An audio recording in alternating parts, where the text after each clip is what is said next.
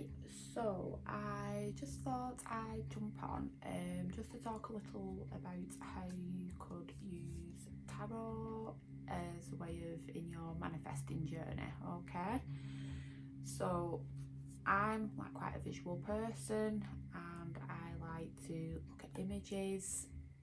Some people are happy just like writing things down, goals. That's great if that works for you. But for those who want to kind of take it up a gear, then I think tarot is a great tool for doing this.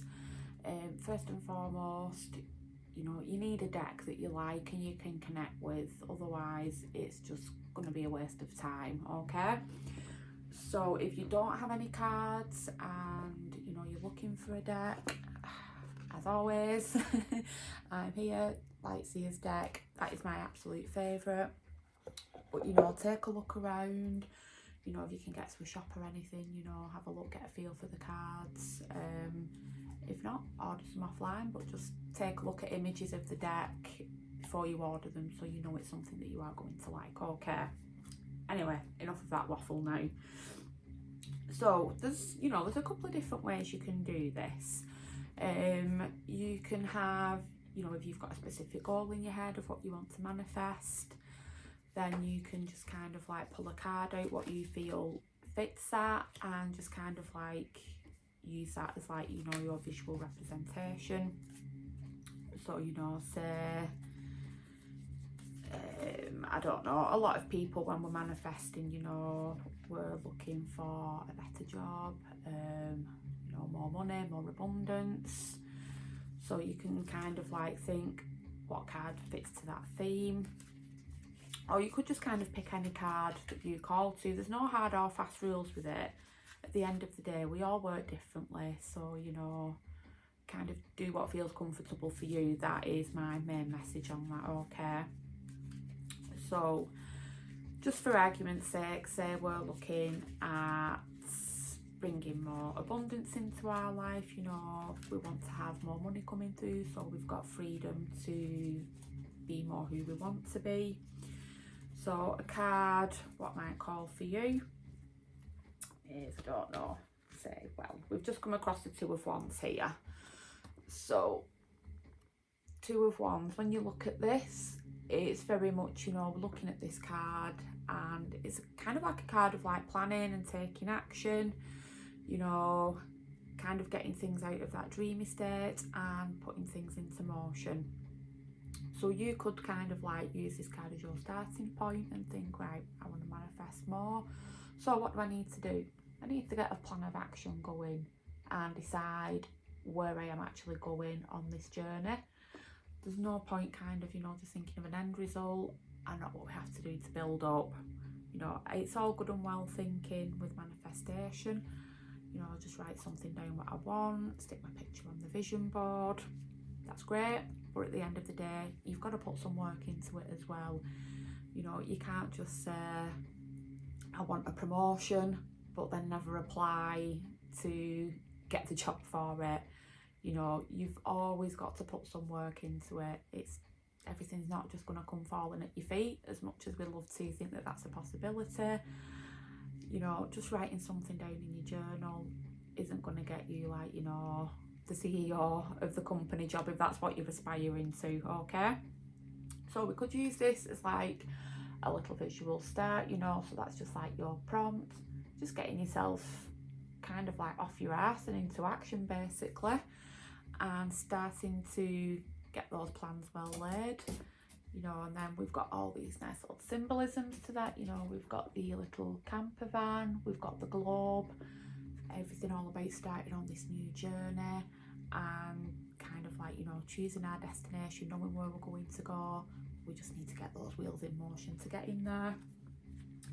Now you could do it a different way if you want, and don't feel you just have to have one card either. So you could have a card for different steps.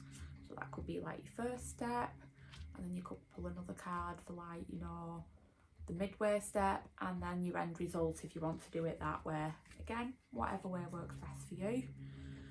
The other thing you could do is just give the cards a shuffle, just have like a little game of roulette and see what pulls out. And you can work with it in this way as like, you know, kind of what energy do I need to employ to get to where I want to be. So let's just do a random shuffle.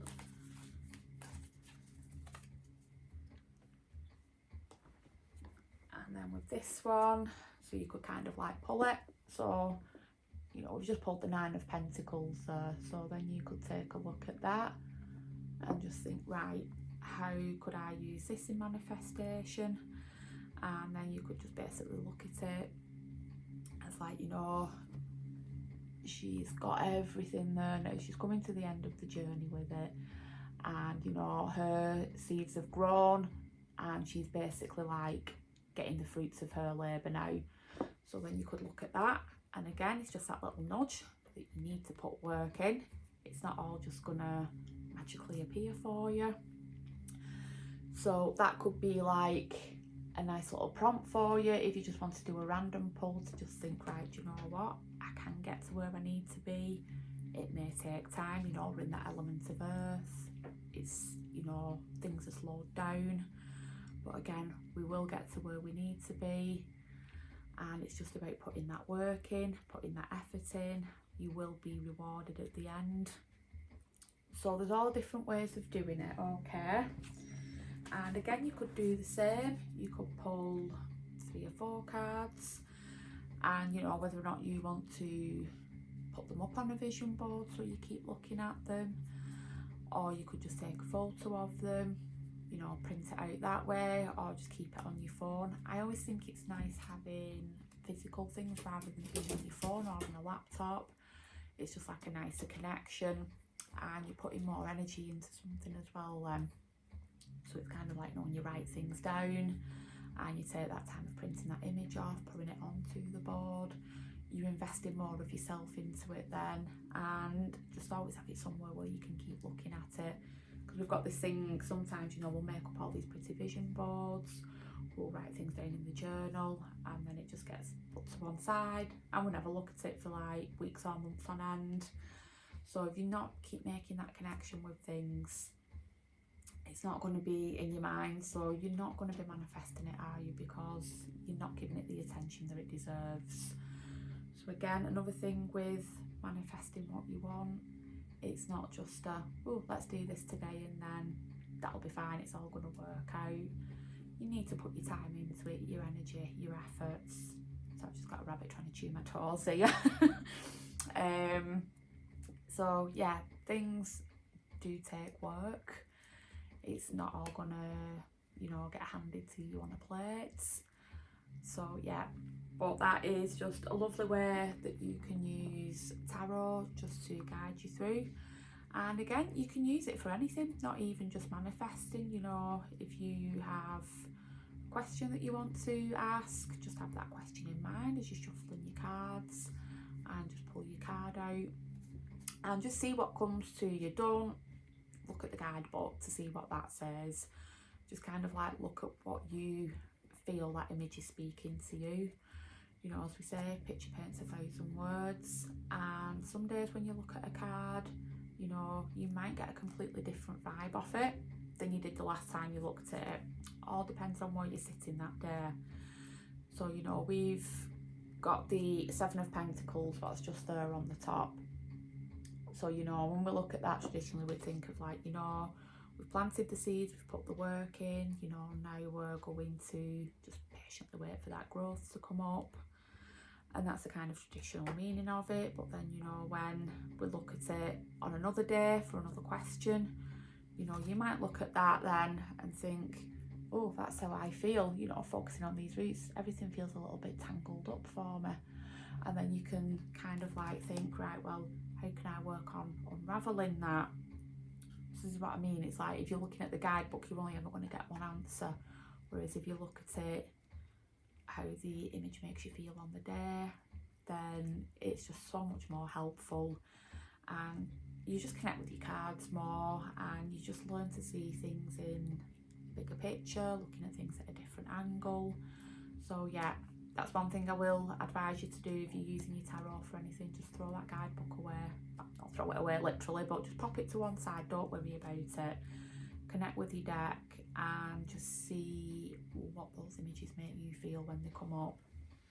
It's a much more rewarding way of working with it, and you kind of get to know yourself on a deeper level as well. So yeah, so just have fun with it, and